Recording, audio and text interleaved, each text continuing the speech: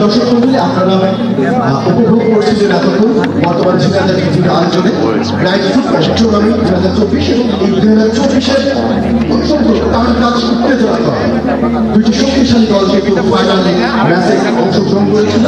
সেটি হচ্ছে Dudhsagar football academy এবং দুটি দলের উত্তেজনাকর একটি খেলা আমরা উপভোগ করেছি এবং এই খেলায় চ্যাম্পিয়ন হয়েছে দুধসাগর ফুটবল একাডেমি এবং রানার্স আপ হয়েছে ঝন্টু ফুটবল একাডেমি। আমরা খুব চমৎকার মনোমুগ্ধকর একটি খেলা কিন্তু উপভোগ করেছি।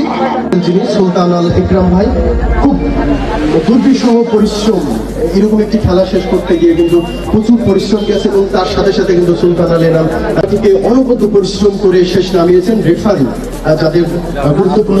এবার আমরা মূল আকর্ষণ, মূল যে প্রতিদ্বন্দ্বিতা ছিল দুধসর ফুটবল একাডেমি এবং ঝন্টু ফুটবল একাডেমি, সেই দুই দল ফাইনাল খেলেছিল এবং তার মধ্য থেকেই man of the champion, man of the final যিনি হয়েছেন জার্সি নম্বর 9 গাজী দুধসরের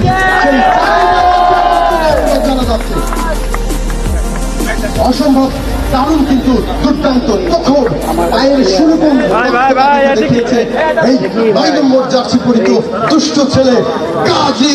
সবাইকে জোরে তালি হবে। গাজীকে আবার আসার জন্য অনুরোধ করছি। Man of the match, man of the match Gazi আবারও আসতে হবে।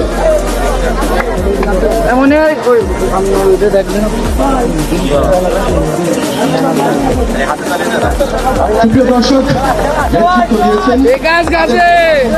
ধন্যবাদ জানাচ্ছি।